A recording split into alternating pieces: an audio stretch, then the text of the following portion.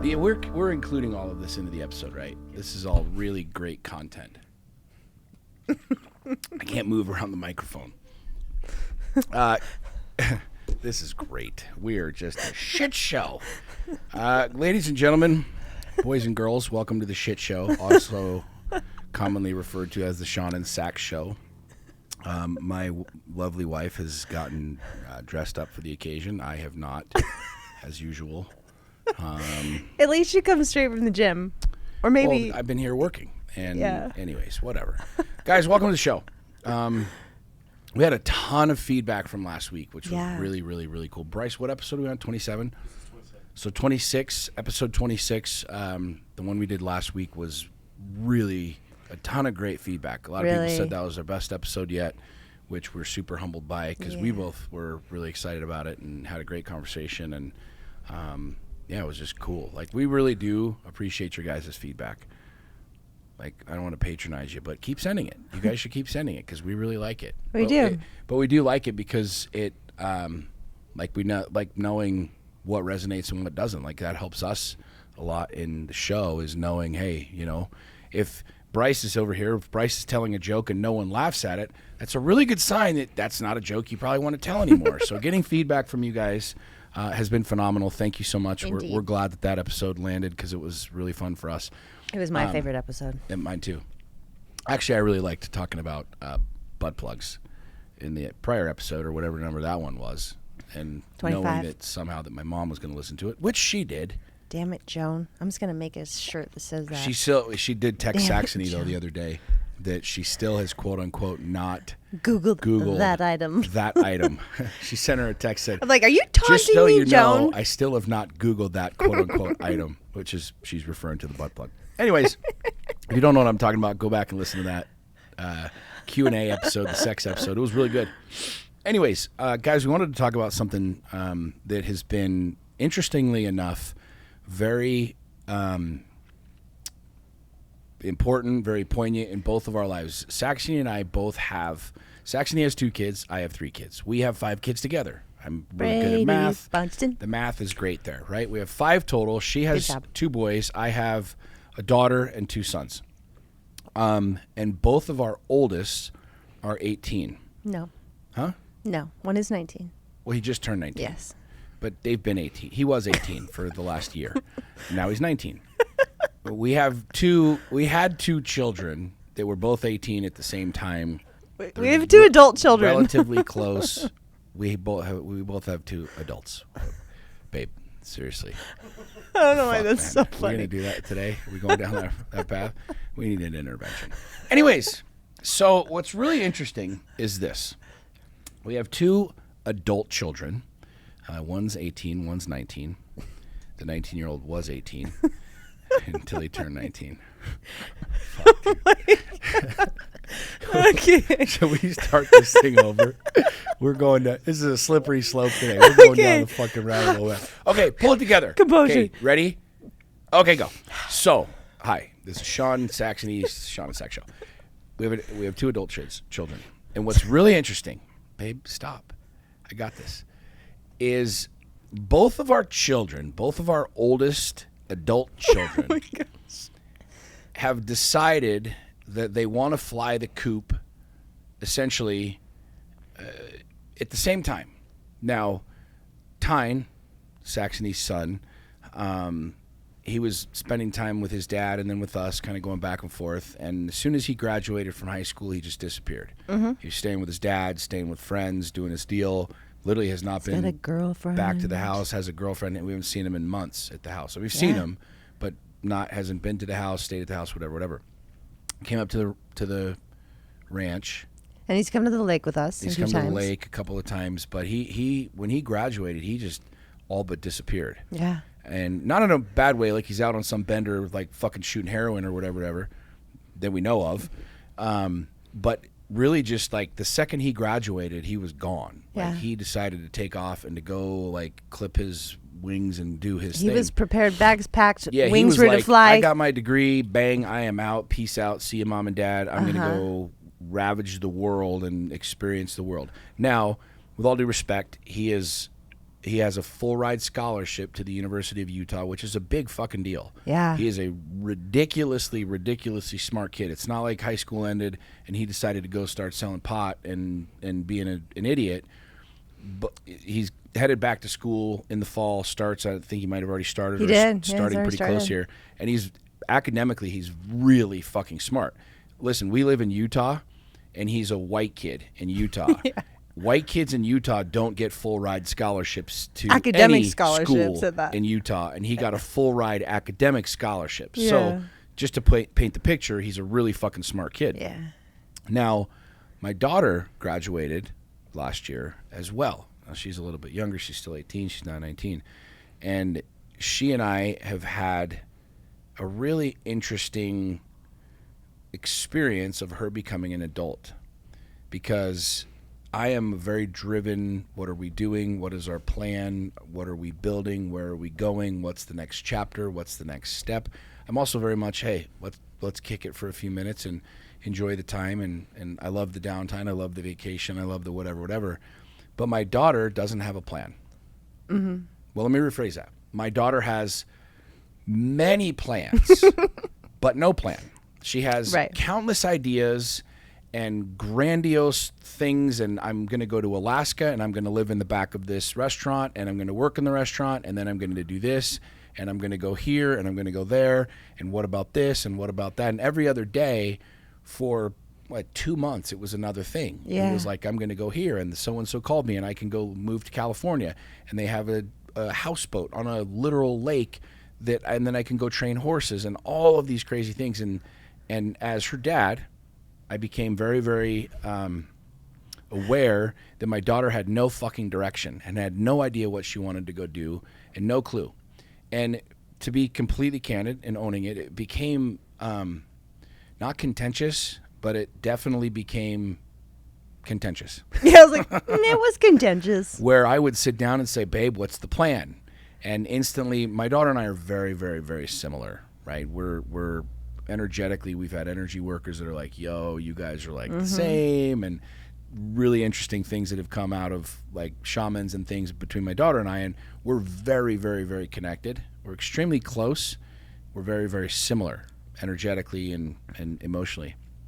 And so naturally, when I would sit down with my daughter and I would say, what's the plan? And she had no plan, I would try and push the conversation to, we need a fucking plan, which translates to, you need to get a fucking job or a plan or have something that you're actually going to go do with your life. It really looked a lot like putting pressure on Play-Doh. It just kind of like kept squishing out. It didn't. It's a good Great analogy. visual. I've never heard that before, but when you were telling the story, I was like, if just you took your fist and squished Play-Doh, that's really what happened with my daughter and I. My point is that it was really my daughter and I had some very, very, very heated conversations. Yes. We had like 2 of them, to be specific, that were really intense. And it was interesting because I really want my kids to win. I want them to succeed. I want them to thrive. And I'm going to say this, and I don't really give a fuck how people take this, but I didn't grow up with opportunity from the standpoint of having wealthy family. Okay. I don't have, my parents split up when I was young. My mom worked 2 jobs. There is no silver spoon anywhere fucking close to my mouth.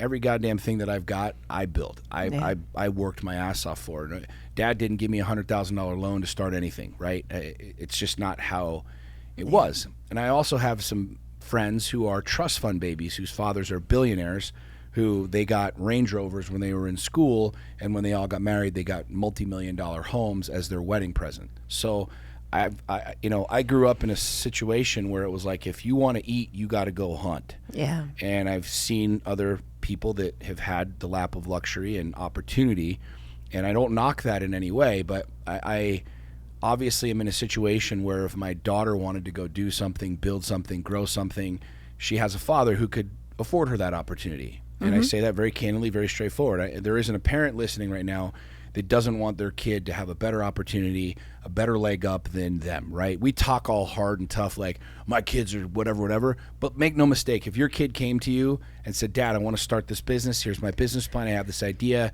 I need 50 G's to do it, there isn't a dad on the planet that wouldn't make that happen for their kid, right? And I'm not just talking about throwing money at them, like, let's start a business, let's structure this, whatever. Yeah. But my daughter was in a place where she wasn't even having that conversation, and she didn't know. And that not knowing caused me a lot of contention, because I'm like, honey, I'm paying for the car, I'm paying for the insurance, I'm paying for your cell phone. You know what I mean? Like, what's the plan here? And for what, month? 2-3 weeks? Yeah, probably month? a little over a month. A little bit over a month. My daughter and I were as disconnected as we've ever been. Now, I'm not talking about walking past each other and saying, fuck you. I'm not talking about any of that. I see my daughter. I love my daughter. I text my daughter that I love her all the time, almost daily. I see her. I hug her. I give her kisses. Like, it's not like I just told my daughter to go fuck off.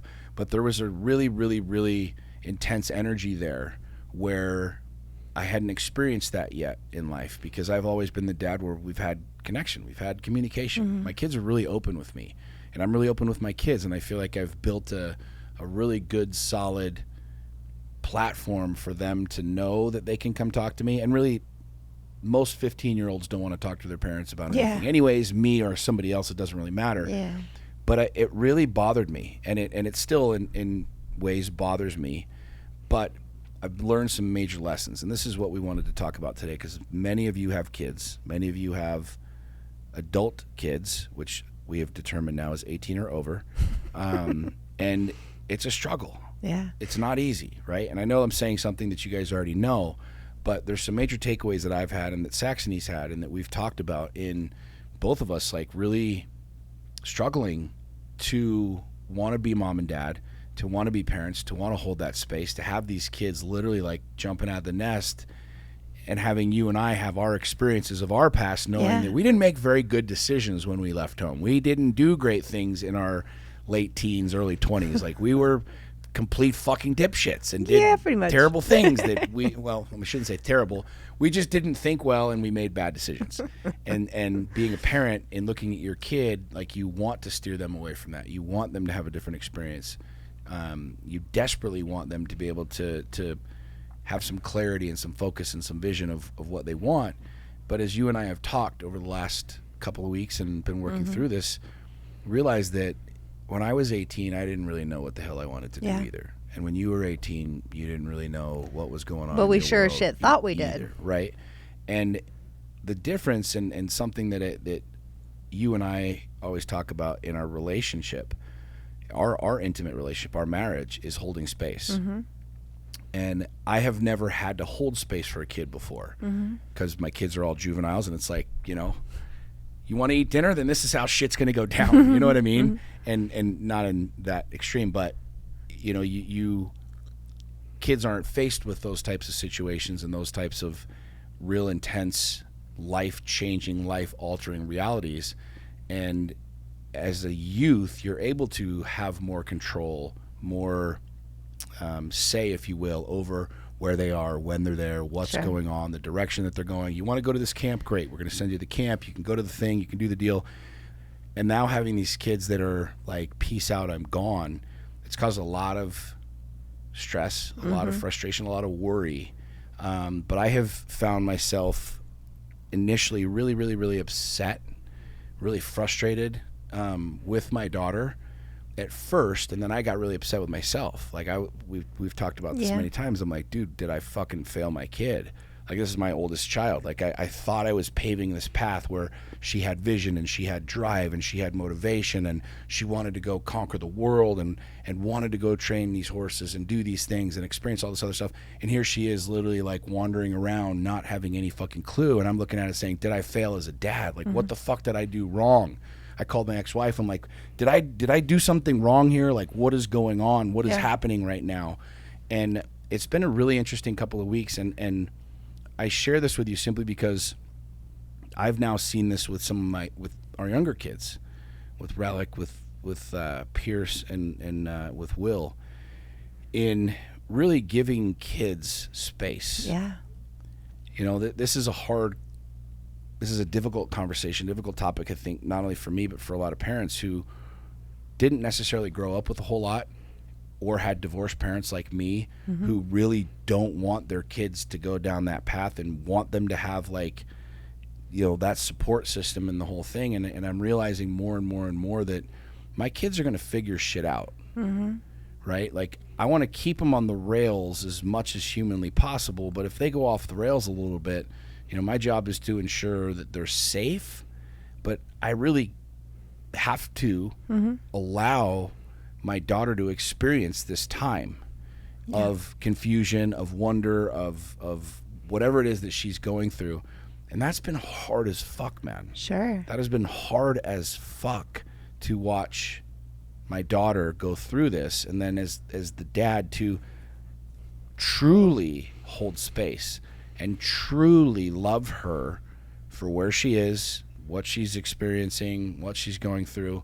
And I have a lot of empathy for parents that have kids that have grown up, that are older, that are teenagers, that are young adults, kind of a deal, because this is not, it's not an easy game. I had a shaman shine some light on a perspective for me a long time ago, and I was struggling with something with how I raised my oldest Tyne when I was younger. And I mean, I was going through all this stuff, and she said, who are you to rob him of the journey and the experiences of this life? So thinking about all the things that we went through that developed us into who we are, get those glasses off, developed us into who we are today. We had to go through those hardships. We had to experience them. And if we were coddled and sheltered, we would have lost some of the greatest lessons of our life. We wouldn't have had those. And you can see in some parenting where you have helicopter parents. Those children, they don't develop life skills to cope, to make decisions for themselves. Like, I was raised very protected. And that was one of the biggest shocks I had, was I got out into the real world and I didn't know how to make a decision, because it had always been made for me. So what's really beautiful about watching these kids, and it's a dance. To me, it's like a dance. We push in and then we step out and let them like figure it out. It's like we can interject our guidance and keep them safe, like you said. But ultimately, you know, like my son went to Miami this last summer, and the kid he's pretty sheltered. He's from Utah. Yep. He's, you know, like he was raised in a good house, and not a lot of things have happened with like worldly things. And he went to Miami with his friends and went to the world's biggest hip hop festival. And I was absolutely terrified. I was terrified because originally I was going to be the chaperone. And then, you know, due to COVID delays, they all became of age. And so all of a sudden they didn't need mom to chaperone them. And he went out into the real world, and as much as I wanted to hire in private security, or, you know, so all these crazy thoughts I had is how to keep my child safe in Miami on his own. The truth is he needs to go and experience things. And if he wants security, or if he, I mean, that's very like bougie, but if he wanted something or needed something, I know he would ask me. And I honestly had to just turn my cheek and let him go and extend more of like, I'm here if you need me, to build that trust between us, instead of me trying to like interject too much into where he's going in life. And because I want him to trust himself. And that's with Bryn, it's the same thing. It's like we want. But the more we pressure someone who doesn't know what they want, is she going to come up with an outcome when she's feeling pressured? Odds are not. Like, most of us don't come up with great ideas when we're under massive pressure. It's usually when we are being supported and given that moment of like truly sitting with options and narrowing it down from a space of like love and trust and kindness. And it's a trip, guys.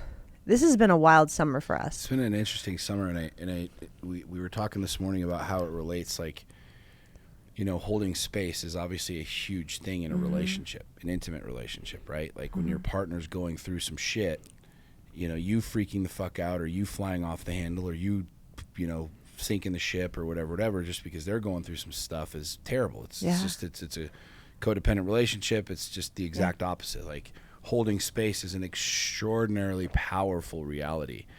And for the first time in my life, I've had to understand that and apply that with one of my children, which is a really, really, really hard thing to do. So we wanted to share this simply because, you know, we get a lot of conversations and a lot of messages about different ideas and different topics, and there's a lot of people that are dealing with co-parenting and what do you call it? Blended families Blended and stuff families, like yeah. that, and trying to figure this out. And it's been hard. Case in point, Tyne, Saxony's son, missed her birthday. Mm-hmm. Didn't text, didn't call, didn't show up.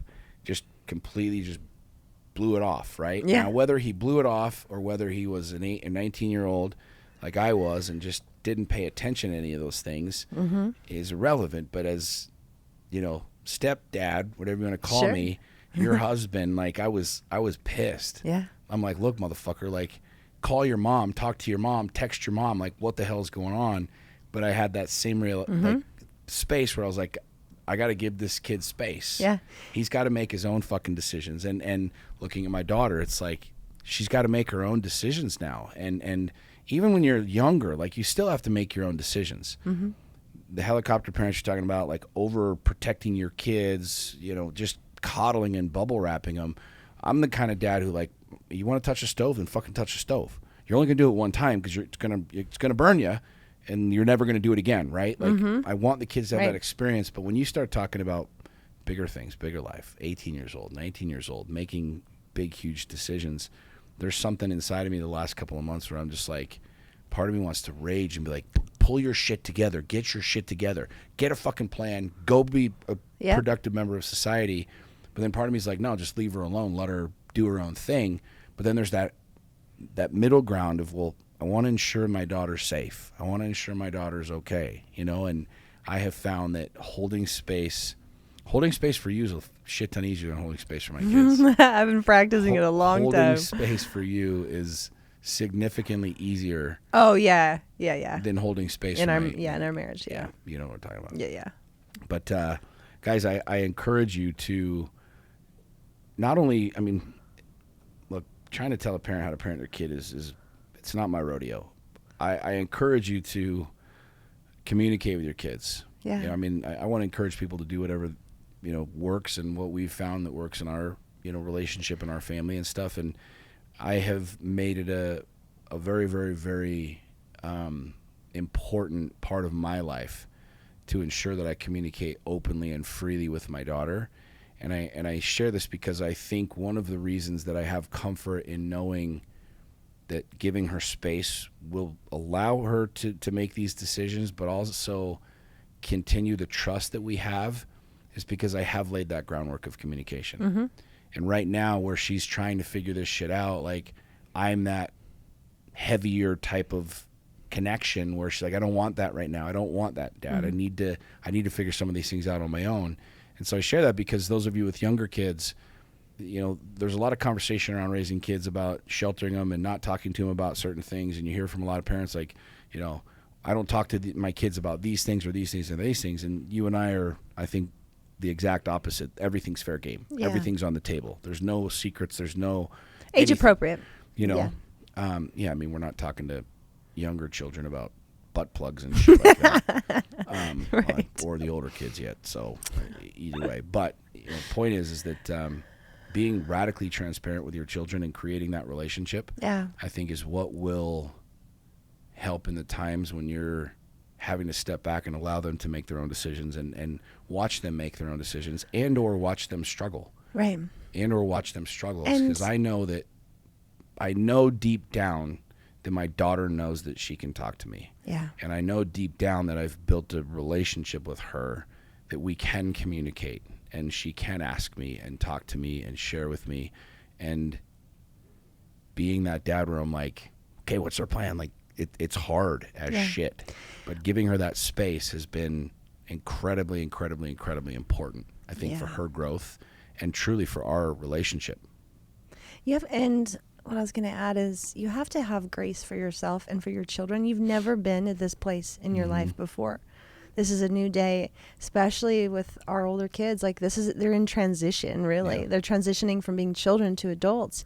And that's terrifying. The feedback that I've gotten from the kids is that's scary. I remember that also being very scary. And to have a lot of grace that these kids have never done this before. We've never done this as parents. We've never adulted. adult children or parented adult children. And I expressed this to the kids. I had a talk with Bryn. I told her, I said, your dad has never had this in his life before.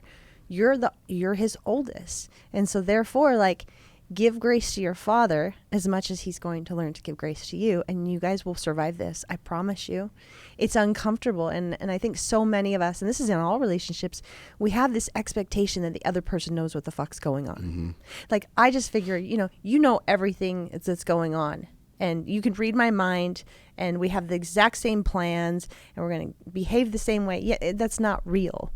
And kids it's really an interesting thing too, because it's like, I've learned with Tyne is, like with my birthday, I didn't even get upset. The truth is I did the same thing to my dad. I remember the conversation like it was yesterday. I forgot his birthday, and then I came at him and was all mad at him about something, and he was like, you didn't even hit me up on my birthday, and then you want this. And I remember being like, oh, I'm such a dick.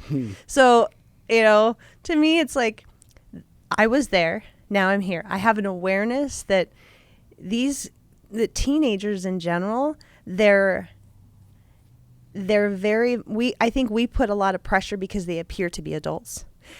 They're very intelligent. They have wisdom. They're these, they behave on most levels like an adult, but they're not. They don't have the experience that we have. And I think we take for granted that. I think we truly forget that. And there is a line that where you're going to be enabling. Like it's a very thin line. It's hard. It is. I don't know where that is because I've never done it before, mm-hmm. right? And you can read all the parenting books and have everybody else's opinions, and that's truly what they are. I mean, these are our opinions. This is what we're experiencing, just like you read any book on parenting, any book on relationships. That's somebody else's experience and somebody else's opinion. Mm-hmm. Like you being able to be in that situation and having the awareness enough to know, okay, here's who I am, here's how I operate, here's my kid. You're gonna have to chart this course all on your own, Yeah. Sorry. Go ahead. And just having the emotional maturity of, like with Tyne, if he doesn't want to come around because he's busy doing life, I can either resent him for that, right, or I can just be grateful that I raised a child that is not codependent, that he is so confident to where he literally clipped his own wings, put his parachute on, jumped out of the nest, full books in hand, bank account, plans, 2 summer trips. I mean, that kid was ready to go. I can take that as like he literally ripped the Band-Aid off, that analogy. And I danced with this. I'm like, at first I was like, what the heck? Like, I don't see my own kid anymore. Where did it go? I miss, because I was used to the child rotation and I stepped back and I'm like, you know what? If I raised a child that's that confident in himself to go just live life, I think I did a pretty damn good job. And that's where I left it. And so when I do see him, I don't bring up that I don't see him. What's going on? What are you doing with your life? Right. Yeah. It's just, he gives me the best hugs, the biggest hugs ever. And I'm grateful to see him. And that's how we leave it. Yeah. I message him when I think of him. And that's how I see it. And it's like, you know what? Like that will keep a bridge of trust with us. Because I know he's just out there doing his thing. And I'm happy for him. Yeah. Like, get it.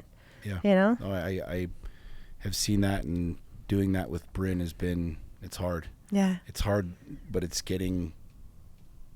I think being the oldest kid, you catch all the... I was going to say.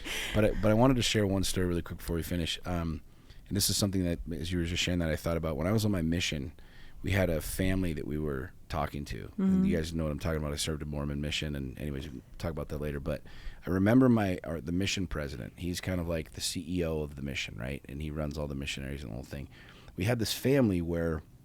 we would go visit with this family, and there was this kid who just played video games nonstop. It's all he did. He played video games. And as a missionary, you're not playing video games and doing other stuff and whatever. It's just how it is, what the rules are, right, of the church. And again, it's whatever. I remember calling him and talking to him, saying like that this was, calling my mission president, saying like this was what was going on. It was kind of a distraction because we couldn't really get with the family to have conversations and the whole thing. And I remember him saying, we'll just play video games with them. Yeah. I'm like, what do you mean? Like, we're not really supposed to. And he's like, look, man, like, meet kids where they are.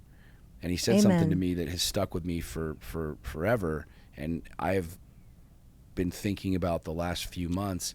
He just said, love kids where they are. Yeah. And I think for me, over the last however many months. I mean, 18 years of being a dad. You know, my daughter's into shit that I'm not into. My kids are into shit that I'm not into. I'm not into Fortnite and video games and all that other stuff. But my youngest son, he likes to dabble in those things. He's not a video game nerd, but he plays every now and again. And I'll sit down and he'll smoke my ass 10 out of 10 times. He'll kill me, whatever the hell happens in those video That games. and at basketball. He just does it. Yeah. But I think knowing that, like, these kids have their own identity. They have their own love, their own passion, their own excitement, their own fears, the whole thing. Holding that space and loving them where they are. Yeah. You know, I want all my boys to be star football players. I want them to be able to jump 300-foot fucking gaps on a dirt bike. The truth is that's just not where it's going to be. That's not really what's going to happen. And I think the last couple of times, like, I've interacted with Bryn and seen Bryn, it's just having a conversation about where we are and what's happening now, and truly loving my kids where they are. Yeah. And I think it's an important thing for parents to pay attention to and to look at, especially for myself. I'm literally speaking to myself here, but, like, loving your kids where they are. Because the one thing that I am sure of is that we're going to figure it out. Yep. It might be a tough road. It might be a bumpy road. It might be an unpleasant road. It might be a road that you've experienced or that I've experienced, which wasn't very pleasant, wasn't maybe the best decisions, but we're here. We made it through what we made it through. We overcame darkness. We learned incredibly valuable lessons. And so I have faith and confidence in that. Yeah, I still want to, like, move the cart over here and push it down the road that I kind of want to see it go down. But at the same time, I realize that's not what needs to happen. But I truly believe, like, when we get to a place where we can love our kids where they are and for who they are and for what they are, it's a really powerful place to be. I think it's probably one of the most precious gifts that we can give our kids is not trying to make them into something that we want them to be, but allowing them to grow into what they are, be where they are, and loving them where they are. Right. And with, like, as me as a stepmother, I've thought about, like, the value of different characters in your children's lives. So at a time right now where, you know, Bryn has her dad and her mom, and I have a very, very interesting and very beautiful role where I don't have to be her mother. No, I shouldn't say have to, but that's not my job. Right. My job is not to be her mom. She doesn't need a mom at 18. Right. What I've really embraced is I get to be her friend and her advocate and sometimes her translator, where if, you know, like when you two have kind of gone head to head with things, I've helped her really kind of digest and dissect what's actually being said outside of emotion, you know, and it's like things aren't lost in translation. Like we use that term a lot, and it's like there might be other people in your space that would be a better suited to help the communication or help these kids, you know, feel safe, feel like, give them feedback on their ideas that's not necessarily emotionally attached to parenting, you know, and think about that maybe outside the box, because most kids have blended families, you know, most households are divorced nowadays. And so think about, like, maybe if you are a step parent, what value you could add outside of, you know, just parenting, and be a friend, be an advocate for these kids that are becoming adults. You've done that to Tyne, you know, there's been times where you stepped in, and I was really, really grateful for that, and you got to be his friend instead. Parenting. I tell the kids all the time, like, you didn't come with instructions. You just showed up, and I just showed up, and we're like, we're going to do this. And, you know, the fact that we've kept these kids alive to adulthood, I think we did all right. Well, and people ask us, too. People say, like, well, you guys going to have, you know, a kid together? Are you guys going to have more kids? And it's not that we don't love babies. I love babies. You love babies. If there's a baby in a 10-mile radius, Saxony will smell that kid out. And we'll grab that child creepy. regardless of who's holding it and say, your baby's safe with me. I'm just going to take it for a couple hours. That's just who Saxony is. Yeah. But when we were dating, we talked about having... We thought we would. We were like, I'm in. I'm totally down for more. And you were down for more. Oh, yeah. And something happened when we got married. But I share this for a reason, because it's like the job of raising... It does... My daughter turns 18, your son turns 18. It's not like, okay, peace out, see ya. Like, you're still raising and rearing and guiding and loving and connecting with this child at 12, 16, 18, 20, Babies are way 25. easier than teenagers. You know what I'm saying? Like, when you're a parent, that doesn't just end and magically you get to, like, you're a parent forever until you're not here anymore. And so we kind of, the last 6 months, were like, you know what? I don't know if another kid is the plan. I think our plan and like our objective is to raise these 5 that we have and help them and have lots of grandbabies. You know what I mean? Well, it's not. He doesn't like that. Not get there yet. We need to in do like some 10 years. Yeah, maybe, that's fine. maybe 10 years, 8. that's fine. I want to be in 5. Well, here I am.